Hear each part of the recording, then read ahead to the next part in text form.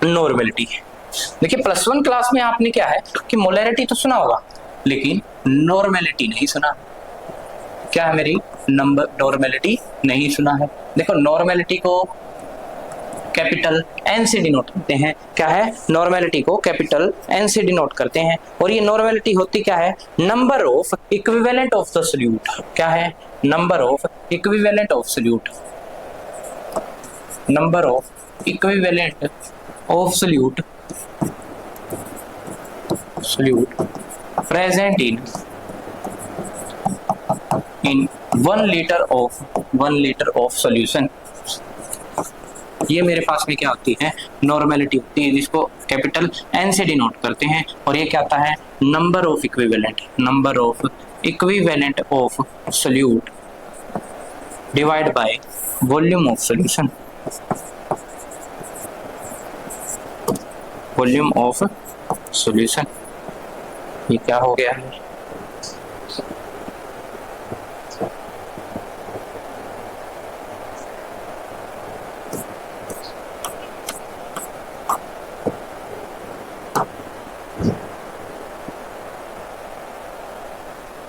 कोई बात नहीं दोबारा लिख देते हैं।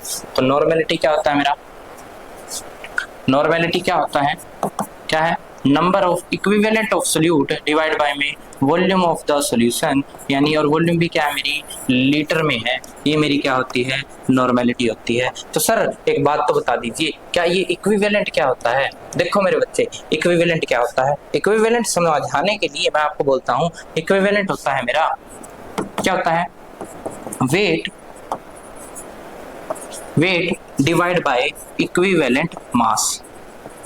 अरे सर आप क्या करते जा रहे हैं एक चीज समझ आती है दूसरी समझ नहीं आती। फिर ये इक्विवेलेंट मास क्या होता है इक्विवेलेंट मास को मैं कैपिटल ई लिख रहा हूँ for a while capital E लिख रहा हूँ। देखो मेरे बच्चे ई होता है मेरा क्या molar mass divide by N factor. क्या है डिवाइड बाय एन फैक्टर। क्या ये बात समझ आई या नहीं आई समझ आ गई समझ में तो क्यों ना आगे बढ़े। बिल्कुल सर आगे बढ़ते हैं। अब देखो मैं कहता हूं कि ये मोलर मास तो मुझे भी समझ आ गया कि मॉलिक्यूल का जो मास होगा वो एक मॉलिक्यूल का जो मास होगा वो मोलर मास होगा। तो एन फैक्टर क्या है सर एन फैक्टर क्या है इसको डिटेल में पढ़ते हैं। डिटेल में पढ़ने के लिए हम सबसे पहले आगे चलते हैं और एक क्या है एक मैं आपको टेबल बनवा देता हूँ। देखिए टेबल बनवाने के लिए सबसे पहले आप एक क्या किए एक रेक्टेंगल निकाल लीजिए। ठीक है सर अब इसके अंदर क्या करें आप 3 लाइंस लगाइए। ये 3 हमने लाइन ड्रॉ कर ली। ये 3 लाइन ड्रॉ करके एक हमने यहाँ ऐसे लाइन ड्रॉ कर ली। अब देखो यहाँ पर लिखता हूं मैं एसिड यहाँ लिखता हूं मैं बेस यहाँ लिखता हूं मैं सॉल्ट। क्या लिखता हूं सॉल्ट। अब देखो यहाँ पर लिखता हूं मैं HCl यहाँ लिखता हूं H2SO4 यहाँ लिखता हूं मैं H3PO4 यहाँ लिखता हूं मैं H3PO3 यहाँ लिखता हूं मैं H3PO2। ठीक है अब मैं बोलता हूं यहाँ लिख देता हूं मैं एन फैक्टर। क्या लिखता हूं एन फैक्टर। कई बार एन फैक्टर को ऐसे डिनोट करते हैं so that to it can be differentiate from the number of moles जिसको हम स्मॉल एम से ही रिप्रेजेंट करते आ रहे हैं हाँ सदियों से। तो हम इसको क्या है एन क्या है कोमास के अंदर इसको फिल कर देते हैं सो दैट कि ये डिफरेंशिएट हो जाए किससे डिफरेंशिएट हो जाए अपनी प्रीवियस जो हम रिकॉर्ड में यूज करते आ रहे हैं उन चीजों से।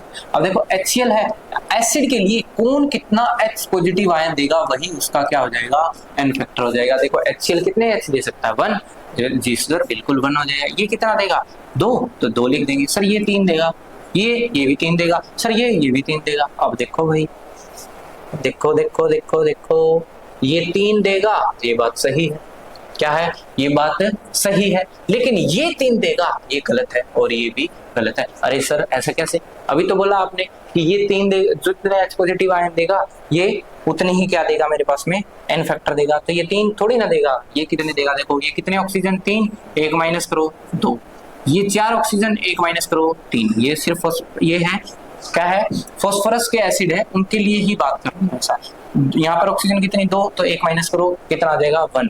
ये तो हो गई tricky method to calculate the N factor of phosphoric acid या फिर फॉस्फोरस के जितने भी एसिड हैं उनकी अगर मैं बात करूँ तो, ठीक है। लेकिन इसका एक्चुअल रीजन क्या है? रीजन है बच्चे इसकी स्ट्रक्चर। क्या है? स्ट्रक्चर। कैसे? जो फॉस्फोरस है डबल बॉन्डेड ऑक्सीजन और इस तरीके से प्रेजेंट होता है। क्या होता है? इस तरीके से प्रेजेंट होता है। ये जो स्ट्रक्चर है मेरी, ये जो स्ट्रक्चर है, ये स्ट्रक्चर किसकी है? देखो H3PO4 की स्ट्रक्चर है। क्या है? H3PO4 की स्ट्रक्चर है। अगर मैं इसमें से एक ऑक्सीजन निकाल दूं तो ये मेरा क्या बन जाएगा? क्या बन जाएगा मेरे बच्चे? H3PO3। अब यहाँ पर सिर्फ एसिडिक हाइड्रोजन 2 ही है, इसलिए क्या है, ये 2 एन फैक्टर हो जाएगा इसका, यानी 2 ही H पॉजिटिव आयन हमें देगा। अब बात आती है कि सर एक बात और बता दीजिए, क्या कि देखो ये बात तो ठीक है, तो फिर ये देखो इसमें से एक और ऑक्सीजन को मैं रिमूव कर दूं तो अब हमारे पास में कितनी एसिडिक हाइड्रोजन है? 1 है, इसीलिए यहाँ पर एन फैक्टर क्या हो जाएगा? 1 हो जाएगा। इस बात को ध्यान रखेंगे आप सभी के सभी, ठीक है। अब देखिए बेस की बात करें तो बेस देखो मेरे बच्चे, एन फैक्टर कैसे डिफाइन करेंगे हम इनका? कैसे डिफाइन करेंगे? देखो एन फैक्टर डिफाइन करने के लिए मैं कहता हूं जो इसके जो NaOH है, NaOH ये देखो कितने OH आयन देगा? 1 देगा, तो 1 लिख देंगे। ऐसे ही MgOH2 है, MgOH2 है, ये कितने OH आयन दे देगा? 2 दे देगा, इसलिए एन फैक्टर 2 हो जाएगा। ऐसे ही AlOH2 है, एल्यूमिनियम हाइड्रोक्साइड है, ये कितने OH आयन देगा? 3 देगा, इसलिए ये क्या हो जाएगा? क्या हो जाएगा मेरे बच्चे? इनका एन फैक्टर क्या हो जाएगा? 1, 2 और 3 हो जाएगा। जितने OH आयन देगा वही इनका एन फैक्टर हो जाएगा। सर बाकी एसिड आ गया समझ, बेस आ गया, ये सॉल्ट का क्या चक्कर है? सॉल्ट का क्या चक्कर है? देखो अगर मैं कहता हूं क्या कि सॉल्ट मेरा NaCl है, क्या है मेरा? NaCl है। अगर मेरा सॉल्ट है CaCl2 है, तो देखो जो इनका ऊपर जो चार्ज होगा ना मेरे बच्चे, चार्ज जो होगा क्या होगा? वही क्या होगा इनका? क्या होगा? एन फैक्टर होगा। अब देखो इस पे या तो चार्ज पॉजिटिव काउंट कर लो या फिर इसका नेगेटिव काउंट कर लो। बात आई समझ में या नहीं आई? अगर पॉजिटिव लेना देख लो कितना पॉजिटिव? 1 पॉजिटिव, तो इसका एन फैक्टर 1। ऐसे ही इसके ऊपर कितना पॉजिटिव चार्ज? बोलेंगे सर कि इसके ऊपर एन फैक्टर है 2, तो इसका पॉजिटिव चार्ज कितना आ जाएगा? 2 हो जाएगा। कुछ इसी तरीके से हमारे पास में और भी एग्जांपल है। और क्या है? Al2SO4 का थ्राइस, क्या Al2SO4 का थ्राइस, इसके लिए एन फैक्टर क्या हो जाएगा? देखो इसके लिए सिंपल सा फंडा है, एल्यूमिनियम पर 3 पॉजिटिव चार्ज, ठीक है, एक एल्यूमिनियम पर 2 पर कितना हो जाएगा? 6, तो ऐसे भी लिख सकते हैं। या फिर क्या है, 2 की 3 से मल्टीप्लाई करा, कितना आया? 6 आया। किया यहाँ भी ऐसा, यहाँ देखो 1 है, 2 मल्टीप्लाई बाई 1 2, यहाँ पर क्या 1 1, इसका मतलब देखो क्या हो जाएगा 1। ऐसे ही करना। ये क्या है? मेरा सोल्ट का एन फैक्टर है। क्या बात आपको समझ आई या नहीं आई?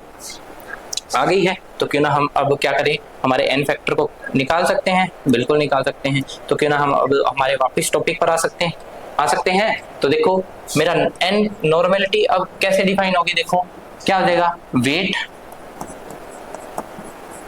Divide by molar mass multiply by N factor multiply by volume, और वॉल्यूम अगर लीटर में नहीं है ग्राम में है मल्टीप्लाई बाय 1000। यस या नो? ये आप कर सकते हैं। अब एक बात बताओ रे, बताओ फटाफट, ये चीज कहाँ देखी है आपने? कहाँ देखी है? सर ये तो देखी हुई लग रही है। क्या? ये देखना, वेट बाय मोलर मास, ये क्या होता है? नंबर ऑफ मोल्स n, और ये क्या है मेरा? वॉल्यूम। तो देखो इसको मैं ये लिख सकता हूँ, यानी n is equal to n into N factor, n into N factor divide by में वॉल्यूम। क्या है? डिवाइड बाय में वॉल्यूम। क्यों? ये मेरा एन फैक्टर हुआ या नहीं हुआ? सॉरी, नॉर्मेलिटी हुआ या नहीं हुआ? सर बिल्कुल हो गया। तो यहाँ से एक और रिलेशन डिराइव भी तो हो गया हमारा। सर हमें तो नहीं दिख रहा, मुझे दिख रहा है भाई।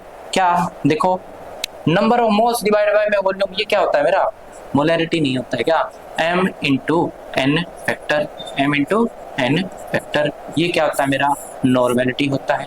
नॉर्मेलिटी होता है और मोलैरिटी के बीच में रिलेशन होता है। तो क्यों ना एक चीज और भी देखी है आपने कि इक्विवेलेंट हमने निकाला कैसे? n इंटू एन फैक्टर से, ये भी तो रिलेशन आया है ना। n इंटू n फैक्टर से। अगर नंबर ऑफ मोल्स को मैं n फैक्टर से मल्टीप्लाई कर दूं तो मेरे पास में क्या आ जाते हैं, उस मॉलिक्यूल के इक्विवेलेंट आ जाते हैं। तो क्या आप ये चीजें समझ पाए या नहीं समझ पाए? This is the end of concentration terms. क्या है? This is the end of concentration term. Now we are able to move on our chapter topic vapour pressure and other things. यहाँ पर हमारी कंसंट्रेशन टर्म पूरी होती है। इसके बाद में हम क्या करेंगे, इसके आगे सॉल्यूशन चैप्टर के जो मेजर टॉपिक्स हैं उनको कवर करेंगे, जो कि हमारा नेक्स्ट लेक्चर होगा। Thank you.